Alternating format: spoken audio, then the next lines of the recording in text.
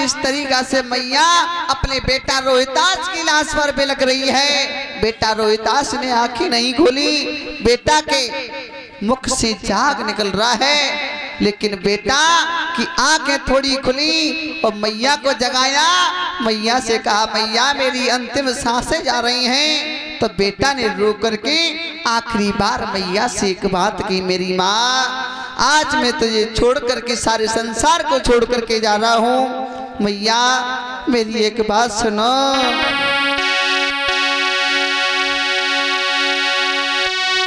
और जो कछु सुख दुख की मैया आखिरी मोती कहिले,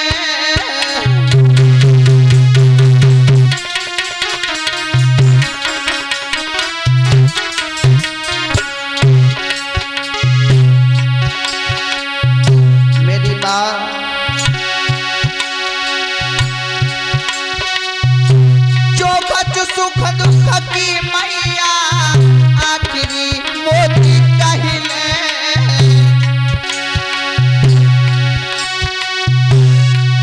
मेरी माँ आज मैं तुम्हें छोड़ करके जा रहा हूँ, मेरी सांसों में सांस नहीं है, मैया मैं क्या बताऊं, तुम्हारा लाल इस दुनिया से अलविदा होने के लिए जा रहा है।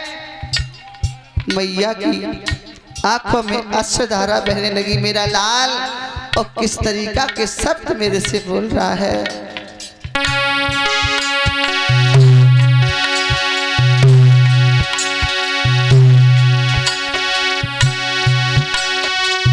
जो कछु सुख दुख की मैया आखिरी मोती कहिले, एक बार पुचकारी की गोद में मैया ले ले,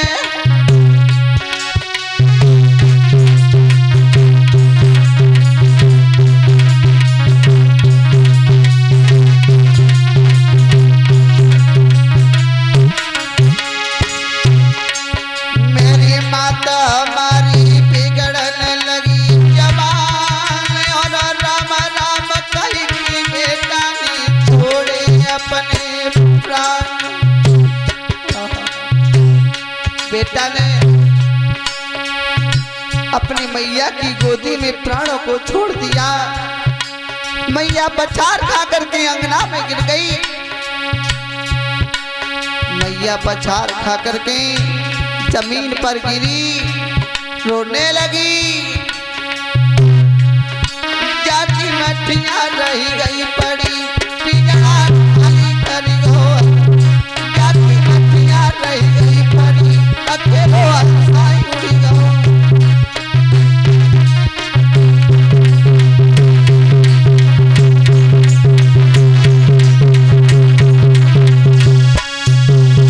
आज मैया जमीन पर गिर गई, बेटा की लाश और मैया की गोदी में पड़ी रही, लेकिन थोड़े समय के बाद में बाग की मालिन आई, मालिन ने जवाब दिया ऐसा करो अपने लाश को ले जाओ, बेटा की मिट्टी को खराब न करो, इसका दाह क्रिया करवाओ, शमशान घाट के लिए बेटा को ले जाओ। तो आज मैया तारा उठ करके अपने बेटा की लाश को लेकर के और मरघट के लिए गई, मरघट के लिए गई। उधर महाराज हरिश्चंद्र मरघट में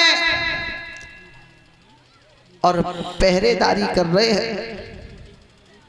मरघट में लाश रखी तारा ने, तो लाश रखने के बाद में महाराज हरिश्चंद्र ने आवाज लगाई, कौन है इस मरघट में? आपको ये नहीं पता कि भला हमारी मर्जी के बिना इस मरघट में किसी का दाह क्रिया नहीं होता, कौन हो? तब तक धीरे धीरे महाराज हरिश्चंद्र और तारा के पास में आए, और तारा के पास में आकर के कहा, तारा तुम?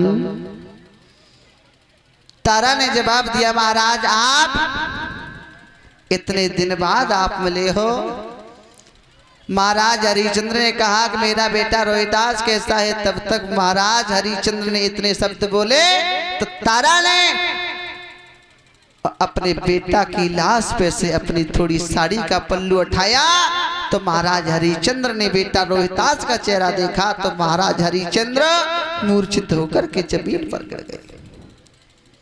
महाराज हरिश्चंद्र मूर्छित होकर के जमीन पर गिरे।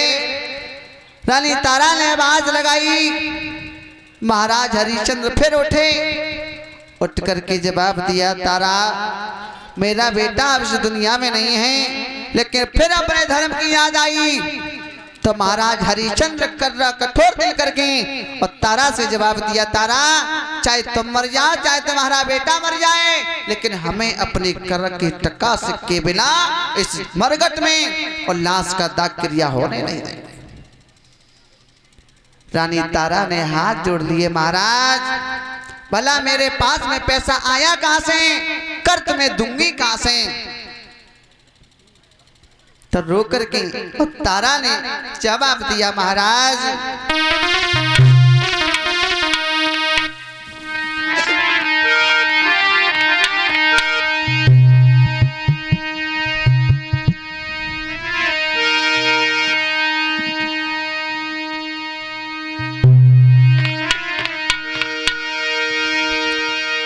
अरे मोपे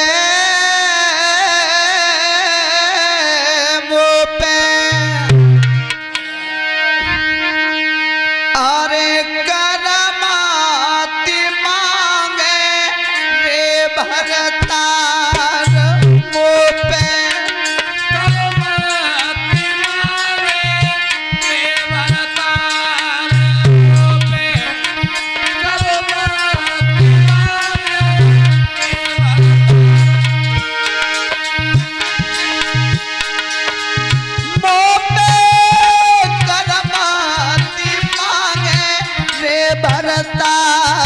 मोपे करमाती मांगे रे भरतार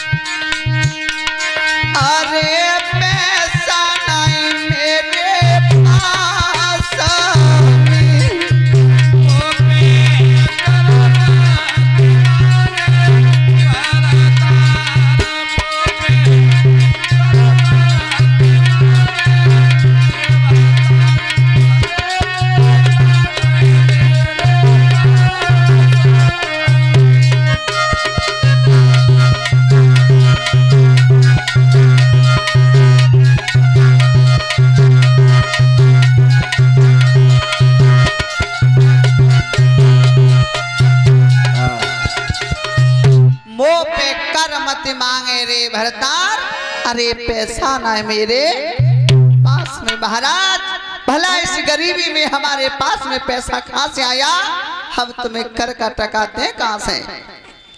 रानी बिना करके टका के इस मरघट में लाश नहीं जलाई जाती, कुछ भी करो कहीं से भी लाओ।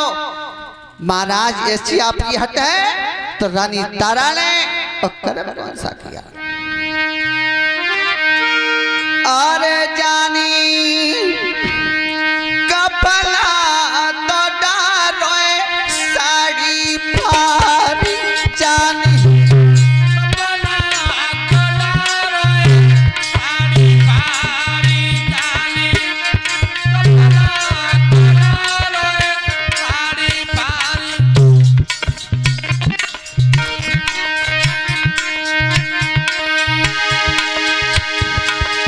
चाले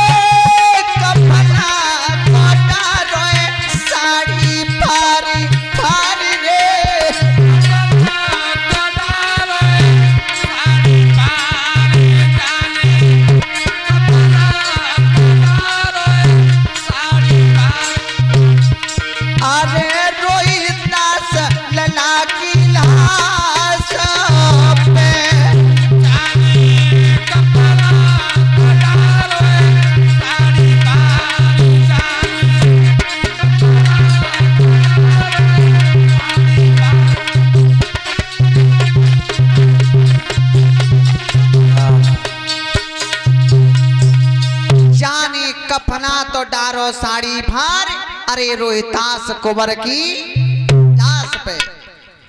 तारा ने अपनी साड़ी फार के और रोहितास बेटा की लाश पर डाल दिया। महाराज अब खुश हो मेरे श्रोतागण बंधुओं, बेटा का दाह क्रिया करवाया और आज दुखिया दुख की मारी आकर के काशी में जाकर के काशी के मंदिर में जाकर के सो गए। कपटी विश्वामित्र को फिर भी चैन नहीं पड़ा और काशी में जाकर के आवाज लगा दी, अरे काशी के वासियों, तुम्हारे नगर में एक डाहिन आ चुकी है, बच्चों को भच्चड़ करती है, बच्चों को खाती है।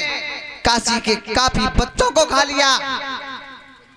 आहा, कालू ने जितनी बात सुनी तो कालू मेहतर ने तलवार उठाई और तलवार उठा करके महाराज हरिचंद्र के हाथ में दे दी। हरिचंद्र, ऐसा करो, हमने सुना है कि हमारे नगर में एक डाहिन आ गई है और उसको जा करके और जान से मार दो।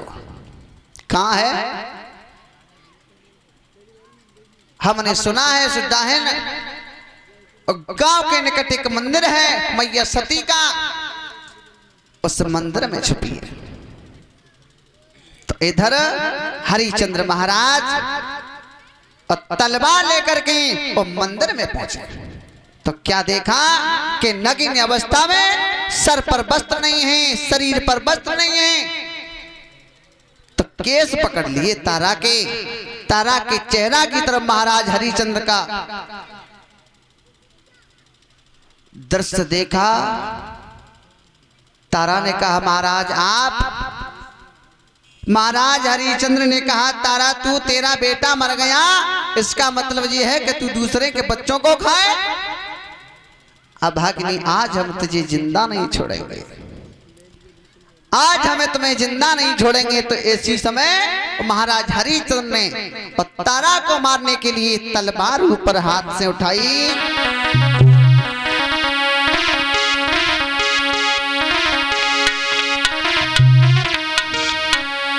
अरे सुनी तारा मेरी बात, अरे भूपनी गिरा सुनाई है।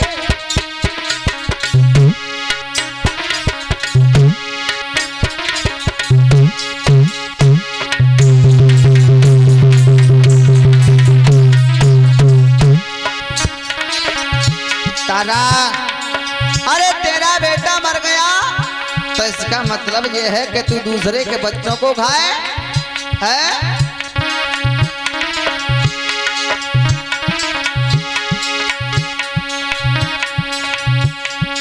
सुनी तारा मेरी बात, भूपनी गिरा सुनाई है।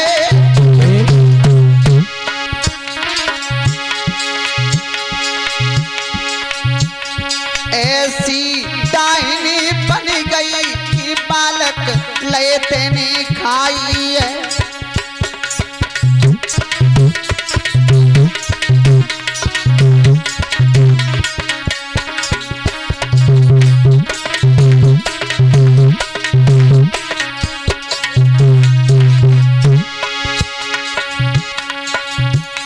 ऐसी डाहिनी बन गई के बालक लेते नहीं खाई है। ऐसी डाहिनी बन गई के बालक लेते नहीं खाई है।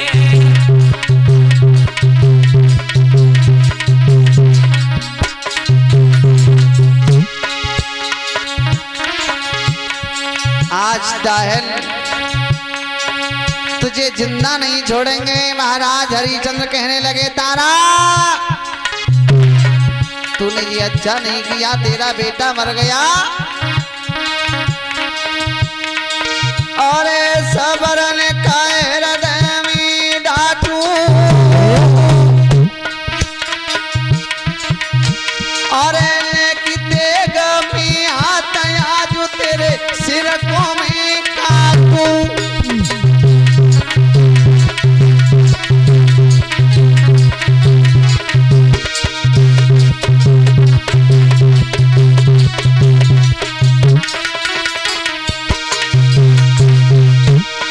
तारा आज इसी तलवार से तलवार की तरफ देख कि तूने कितने बच्चों का भक्षण किया है।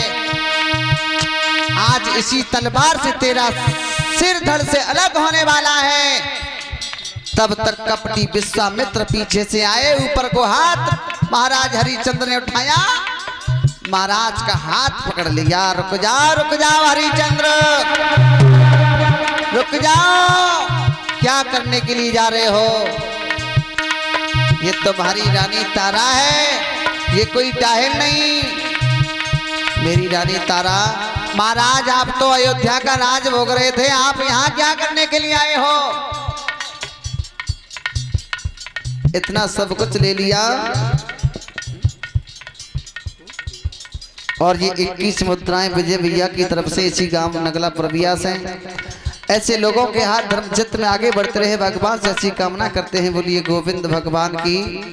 महाराज सारा अयोध्या का राज मैंने तुम्हें सौंप दिया, तुम्हारे पीछे अपने बीवी बच्चों को खो दिया, लेकिन फिर भी अब मेरे पास में क्या बचा है तो उसको लेने के लिए आए हो। विश्वामित्र महात्मा ने कहा, राजन हम देने नहीं, आप हमें कुछ मत दो, हम आपको देने आए हैं, लेने नहीं आए। तुम्हारा बेटा कहीं नहीं गया, अपने बेटा को आवाज लगाओ। बेटा को आवाज लगाई तो बेटा खेलता हुआ मंदिर के पीछे से दौड़ता हुआ आ गया। ये तुम्हारी रानी है, मैं आपकी परीक्षा ले रहा था, आपकी परीक्षा ले रहा था महाराज, सब कुछ न्योछावर हो गया। इतनी कठोर पत्र परीक्षा आपने ली मेरी। बेटा तेरे जैसा राजा संसार में नहीं हो सकता। मेरे लाल आप मेरे से कुछ मांग लो। मांगने की बात कर रहे हो? मुझे जीवन में कुछ नहीं चाहिए। भला मैं क्या मांग सकता हूं? केवल मैं तो एक ही दृश्य लाग इस संसार में रहूं। किस लाग? साईं इतना दीजिए चामी कुटुंब समान, मैं भी भूखा ना रहूं, संतन भूखो जा।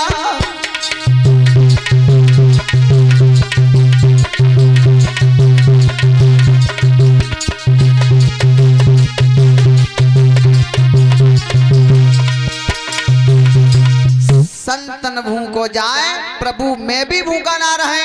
हमारे दरबार में जो कोई भी आए वो विमुख लौट करके नहीं जाए, केवल इतना मुझे मिलता रहे।